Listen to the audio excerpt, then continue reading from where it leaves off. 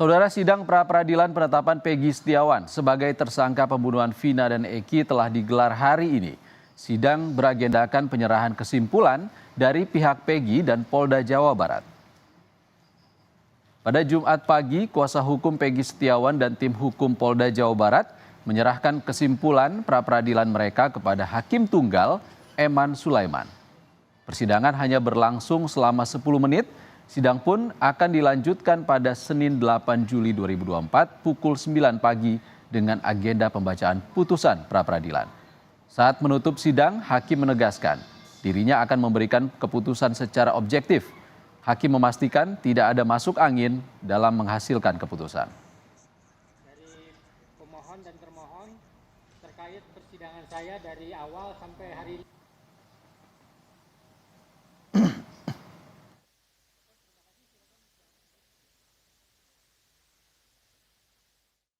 Dari awal saya katakan saya tidak punya kepentingan dalam perkara ini.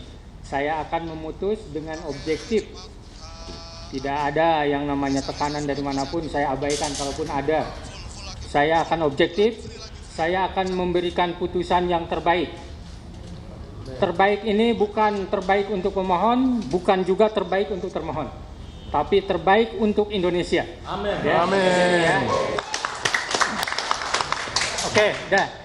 Kita agendakan untuk putusan hari Senin tanggal 8 jam 9. Insya Allah doakan saya biar bisa memutus dengan baik. Sudah didoakan dan saya bisa sehat ya seperti itu. Kalau ada yang bilang, oh hakim masuk angin, kalau dalam tanda petik tidak ada. Sementara itu, saudara, tim hukum Polda Jabar bersikukuh menolak dalil-dalil permohonan kuasa hukum Peggy Setiawan yang dilontarkan dalam sidang pra-peradilan di Pengadilan Negeri Bandung. Poin-poin penolakan itu dirangkum dalam berkas kesimpulan yang telah diserahkan kepada hakim hari ini. Kabid Hukum Polda Jabar, Kombes Nur Hadi Handayani mengatakan penolakan terhadap semua dalil-dalil yang disampaikan tim kuasa hukum Peggy Setiawan selaku pemohon dituangkan dalam 12 halaman kesimpulan yang sudah diserahkan kepada hakim. Adapun inti dari kesimpulan pra-peradilan itu menyatakan bahwa penetapan tersangka oleh penyidik terhadap Peggy Setiawan sudah sah menurut hukum.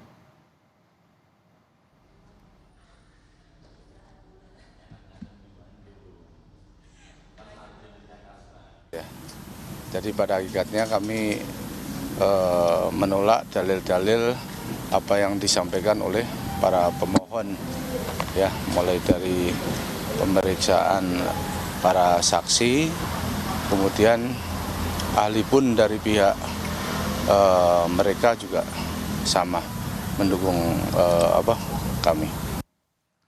Di sisi lain, saudara, kuasa hukum Peggy Setiawan selaku pemohon mengaku yakin hakim akan mengabulkan gugatan pra-peradilan hingga akhirnya Peggy dibebaskan. Kuasa hukum Peggy menilai selama persidangan Polda Jabar tidak dapat memunculkan bukti konkret bahwa Peggy Setiawan adalah Peggy Perong yang disebut sebagai pelaku pembunuhan Vina dan Eki. Insya Allah sejak kita memasukkan gugatan pra-peradilan ke Pengadilan Negeri Bandung, insya Allah kita sangat optimis bahwa kita akan memenangkan pra-peradilan ini. Karena kita semua berprinsip bahwa tidak ada di dunia ini yang bisa mengalahkan kebenaran. Ya, sehebat apapun kejahatan, tetap pada akhirnya kejahatan itu akan dikalahkan dengan kebenaran. Kalau misalnya seandainya gugatan kita tidak dikabulkan oleh hakim tunggal ya. Pertama, pertimbangan hakim kan kita tidak bisa mengintervensi. Kemudian yang kedua, ya kami semua tim kuasa hukum Peggy berprinsip bahwa kalau pra-peradilan saja kita tidak menang, berarti memang penegakan hukum di negeri kita ini sudah kacau balau dan hancur. Untuk mengetahui informasi terkini, kita langsung saja sapa jurnalis Kompas TV Vida Alatas di Pengadilan Negeri Bandung, Jawa Barat. Vida, apa saja poin penting dari kesimpulan yang diserahkan oleh kedua belah pihak, baik kubu Peggy maupun kubu Polda Jawa Barat? Ihsan dan juga saudara, memang tadi terkait poin-poin kesimpulan dari kedua belah pihak, baik itu dari pihak termohon yakni Polda Jawa Barat dan juga pihak pemohon yakni pihak Peggy Setiawan, ini tidak dibacakan secara rinci di hadapan Hakim Tunggal Eman Sulaiman. Jadi poin-poin dari kesimpulan dari kedua belah pihak ini hanya diberikan melalui berkas-berkas soft copy begitu dan juga hard copy, Ihsan dan juga saudara, yang diberikan langsung kepada Hakim Tunggal di sidang kesimpulan hari ini. Ada sebanyak 12 lembar, Ihsan dan juga saudara, berkas kesimpulan yang diserahkan dari pihak termohon yakni Polda Jawa Barat dan juga kurang lebih 30 lembar atau 30 halaman berkas kesimpulan yang diberikan dari pihak pemohon yakni Polda Jawa Barat. Dan kalau dari secara garis besar, Ihsan dan juga saudara, dari pihak termohon yakni Polda Jawa Barat, dalam kesimpulannya ini intinya adalah menolak dalil-dalil yang diberikan oleh pemohon yakni Peggy Setiawan berdasarkan keterangan baik itu 4 saksi ataupun 1 ahli pidana yang kemarin pada saat sidang pembuktian di hari Rabu 3 Juli lalu ini telah dihadirkan oleh pihak pemohon yakni pihak Peggy Setiawan. Sementara untuk pihak Peggy Setiawan yakni pihak pemohon ini menyebut kalau secara garis besar kesimpulan yang diberikan kepada Hakim Tunggal ini adalah terkait menuntut kemudian permohonan mereka yakni kemudian penetapan Peggy Setiawan ini bisa dibatalkan atau digugurkan karena memang penetapan Peggy Setiawan sebagai tersangka ini tidak sesuai dengan aturan, baik itu aturan Kabareskrim lalu juga Perkap Kapolri dan juga putusan Mahkamah Konstitusi. Dan tentunya pemohonan kalau melihat secara garis besar pihak dari Peggy Setiawan ini menyebut kalau permohonan di sidang pra-peradilan kali ini adalah terkait penetapan tersangka yang berkaitan dengan salah tangkapnya Peggy Setiawan. Sehingga artinya ketika kemudian masuk dalam sidang pembuktian begitu ya Ihsan dan juga saudara, perdebatan pemohon dan juga termohon ini seharusnya ini adalah terkait menguji bukti. Apakah kemudian Peggy Setiawan ini adalah Peggy Peron.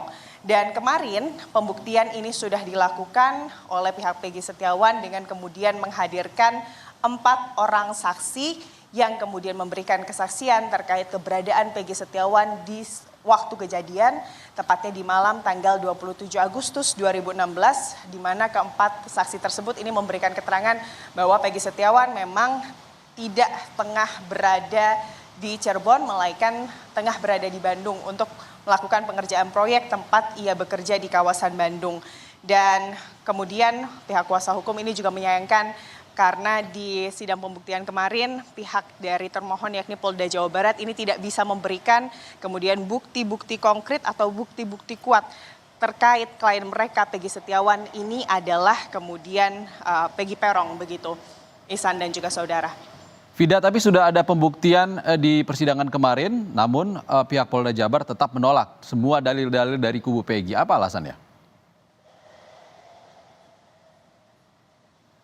Ya, pihak Polda Jabar tentunya masih berlandaskan pada keterangan yang kemudian diberikan oleh ahli pidana yang mereka hadirkan dalam sidang pembuktian pada hari Kamis 4 Juli lalu, di mana memang menurut ahli kemudian ahli pidana yang mereka hadirkan bahwa penetapan tersangka seseorang ini dinyatakan sah secara hukum jika kemudian telah berdasarkan atau berlandaskan 2 alat bukti yang sah. Sementara terkait hal ini, Ihsan dan juga saudara, kalau kita melihat bagaimana kemudian berjalannya sidang pembuktian yang dilakukan baik dari pihak kemudian pemohon yakni Peggy Setiawan ataupun pihak termohon yakni pihak Polda Jawa Barat, ada kemudian hal yang saling bertentangan yang secara garis besar ini dapat sangat terlihat begitu ya dari pernyataan atau keterangan yang diberikan saksi ahli dari Peggy Setiawan dan juga keterangan atau pernyataan yang diberikan saksi ahli dari pihak Polda Jawa Barat. Di mana kalau dari pihak Polda Jawa Barat ini melihat bahwa penetapan tersangka berdasarkan 2 alat bukti yang sifatnya kuantitatif. Sementara untuk dari pihak Peggy Setiawan, 2 alat bukti yang dimaksud ini harus bersifat kualitatif. Apalagi kalau kita mengacu pada keterangan yang diberikan oleh saksi ahli dari pihak Peggy Setiawan, dengan kemudian kasus ini merupakan kasus pembunuhan berencana dan juga tindak pidana anak di bawah umur, seharusnya kemudian barang bukti atau alat bukti yang bisa diserahkan kepada kemudian atau barang bukti yang menjadi dasar dari pihak kepolisian ini seharusnya kemudian didukung dengan alat bukti yang merupakan alat atau benda yang kemudian digunakan oleh pelaku, dalam hal ini adalah pelaku pembunuhan dalam melakukan tindak pidananya. Tentunya hal-hal tersebut, Ihsan dan juga saudara, ini adalah hal-hal atau fakta-fakta, keterangan-keterangan yang selama sidang pra-peradilan sejak hari Senin 1 Juli hingga hari ini kemudian telah disampaikan oleh kedua belah pihak, dan terkait bagaimana kemudian nanti putusan hakim terkait penetapan tersangka Peggy Setiawan, apakah ini kemudian dikabulkan permohonan dari pemohon yakni pihak Peggy Setiawan ataukah tidak dikabulkan. Ini nanti kita akan sama-sama melihat dalam sidang putusan di hari Senin mendatang, tepatnya tanggal 8 Juli 2024. Dan berkaitan dengan ini, Ihsan dan juga saudara, Majelis Hakim ini sudah kemudian menekankan bahwa putusan yang nanti akan diberikan ini dilakukan dengan pertimbangan yang matang dan kemudian tidak memihak siapapun dan akan memberikan putusan yang terbaik. Kita tentunya sama-sama nantikan, Ihsan dan juga saudara, bagaimana putusan dari Hakim Eman Sulaiman dalam pra-peradilan penetapan tersangka Peggy Setiawan di Senin mendatang. Ihsan. Fida Alatas langsung dari Pengadilan Negeri Bandung, Jawa Barat. Terima kasih, Fida. Kita ke sorotan lain, saudara.